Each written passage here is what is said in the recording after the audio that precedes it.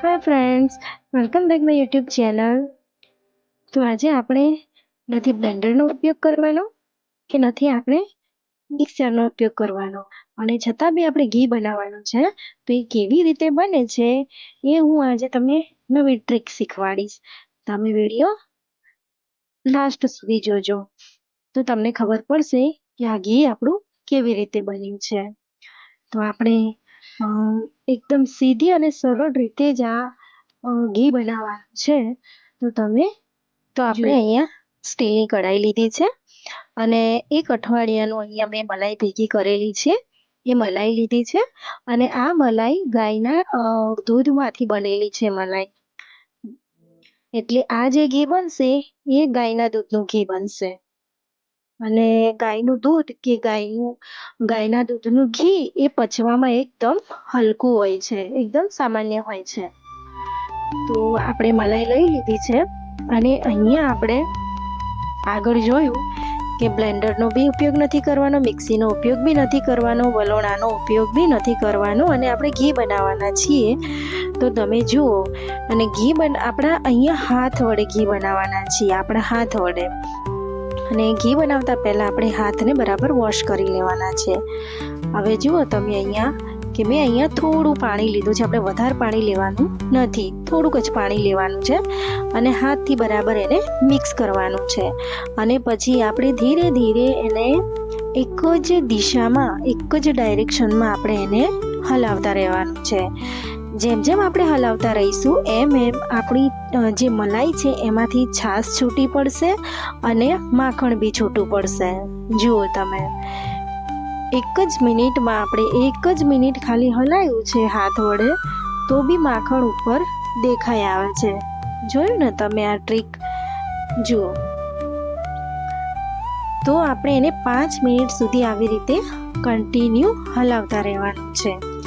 એટલે એમાંથી જે છાશનો ભાગ છે એ બી અલગ થઈ જશે અને જે માખણનો ભાગ છે, બટરનો ભાગ, એ બી અલગ થઈ જશે. આ જે માખણ છે એની ક્વોન્ટિટી બી વધારે હશે, એની ક્વોન્ટિટી બી વધારે બનશે અને ટેસ્ટમાં બી સારું રહેશે. અને લોંગ ટાઈમ સુધી આપણે સ્ટોર બી કરી શકીએ છીએ. જુઓ, પાણી છૂટું પડ્યું છે ને, છાશ જે છે, પાણી જેવી જે છાશ છે એ પાણી છૂટું પડી ગયું છે અને માખણ બી છૂટું પડી ગયું છે. તો આપણે એને અહીંયા હલાવતા રહીશું. જુઓ ગાઈસ, છે ને અલગ ટ્રીક, યુનિક ટ્રીક છે ને? જુઓ, દેખાય છે? અહીંયા ફક્ત માત્ર ને માત્ર આપણે હાથની જ મહેનતથી આ વસ્તુ ઘી બનાવવાનું છે. અને જે છાશ, આજે આપણે બટર બનાવીએ છીએ, ઘી બનાવીએ છીએ, અને એમાંથી જે માખણ અલગ પડે છે, જે છાશ અલગ પડે છે, જે છાશનું પાણી હોય છે ને, એમાંથી પનીર બને છે. જો પનીરની રેસીપી તમારે જોવી હોય તો પ્લીઝ મને કમેન્ટ કરજો. અને તમને આજે મારી ટ્રીક તમને ગમી હોય તો પ્લીઝ લાઈક, શેર અને કમેન્ટ કરજો અને સબસ્ક્રાઇબ કરજો. સબસ્ક્રાઇબ ફ્રીમાં કરવાનું છે ગાઈસ, એટલે તમે કંજુસાઈ ના કરતા અને એક લાઈક કરજો.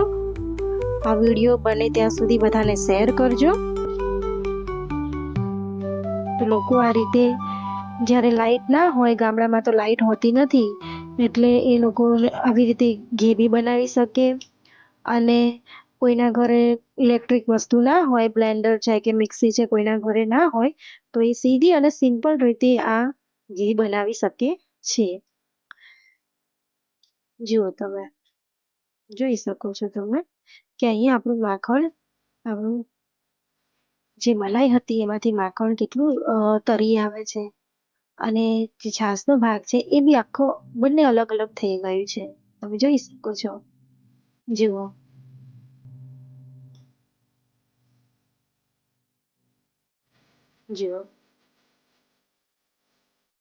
છે ને એકદમ સિમ્પલ રીત. શાંતિથી બેઠા બેઠા આપણે આ વસ્તુ કરી શકીએ છીએ.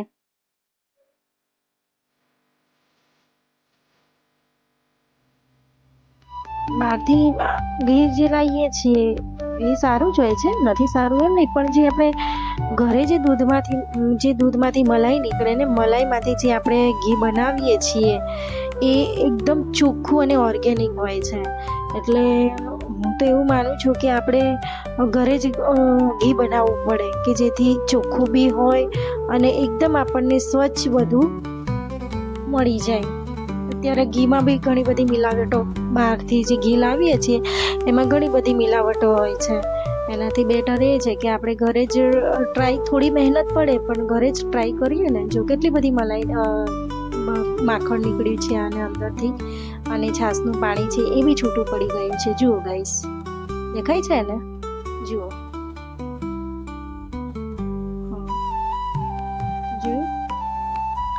બસ આપણે હવે આને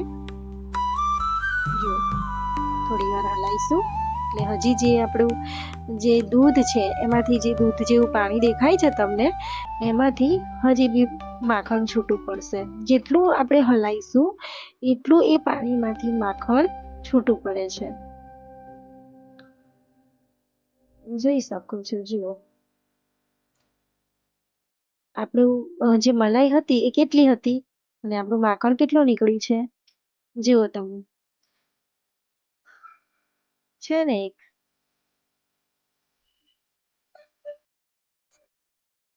જુઓ ગાઈસ,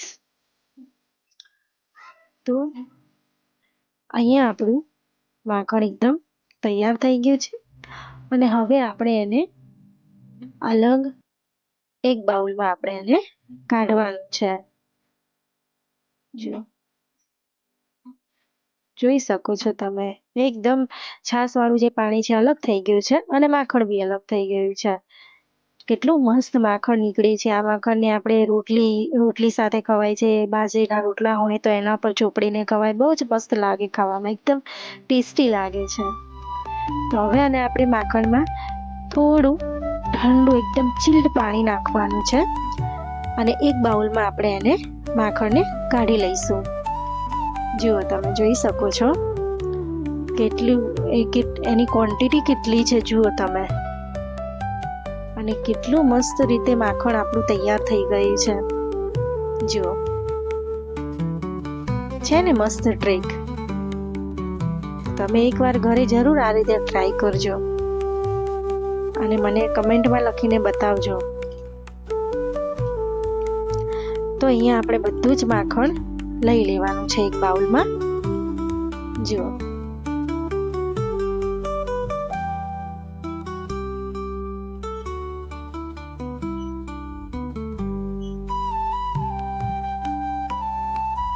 જુઓ કેટલું છાશવાળું પાણી કેટલું નીકળ્યું છે. આપણે થોડુંક જ પાણી લીધું હતું પણ એક જ ડાયરેક્શનમાં હલાવવાથી માખણ અને છાશ બંને અલગ થઈ ગઈ છે. જોઈ શકો છો તમે માખણ આપણા બાઉલમાં જે છે. જુઓ એની ક્વોન્ટિટી કેટલી છે. જુઓ, ખાલી એક જ અઠવાડિયાની આપણી મલાઈ છે એમાંથી આટલું માખણ નીકળ્યું છે. હજી તો ઘી નીકળશે. અને અહીંયા આપણે માત્ર 2 મિનિટમાં જ ઘી થઈ જશે.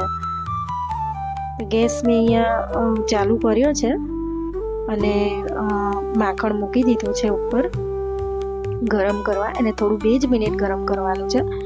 અને મેં તમને પાણી બતાવ્યું એ પાણી બી જે છાશનું પાણી છે એ છાશના પાણીમાંથી બી આપણે જે છાશનું પાણી જે નીકળ્યું છે એ બી ઘણું ઉપયોગી છે. એમાંથી આપણે પનીર બી બનાવી શકીએ છીએ. તમારે પનીરની રેસીપી જોઈતી હોય તો તમે મને કમેન્ટમાં લખીને બતાવજો. હું તમને એ બી એનો વિડીયો બી હું બનાવીશ અને તમને બતાવીશ, તમારા સુધી હું પહોંચાડીશ.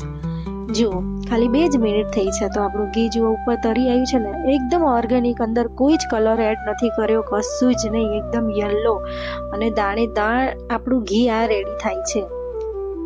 જુઓ, તમે જોઈ શકો છો કે આપણું ઘી કેટલું મસ્ત તૈયાર થઈ ગયું છે. ગેસ એકદમ માંડ આપણે 2 મિનિટ માટે જ યુઝ કર્યો છે તો ગેસની બચત બી થાય, લાઇટ બિલની બી બચત થાય અને આપણું ઘી રેડી થાય છે અહીંયા ગાડી. જુઓ તો ગાઈસ, તમને પ્લીઝ આ રેસીપી, આ તમને ટ્રીક ગમી હોય તો લાઈક, શેર અને કમેન્ટ કરજો. અને એમાં કોઈ જ એક પૈસા ખર્ચવાના નથી. સબસ્ક્રાઇબ બી એકદમ ફ્રીમાં છે, તો પ્લીઝ એમાં કંજુસાઈ ના કરતા. તમે જોઈ શકો છો કેટલું બધું આપણું ઘી નીકળ્યું છે. જુઓ, છે ને એકદમ ઓર્ગેનિક પ્યોર ઘી છે. આ શુદ્ધ દેશી ગાયનું શુદ્ધ ઘી છે આ. અને એને આપણે ખાવામાં ઉપયોગ લઈ શકીએ છીએ.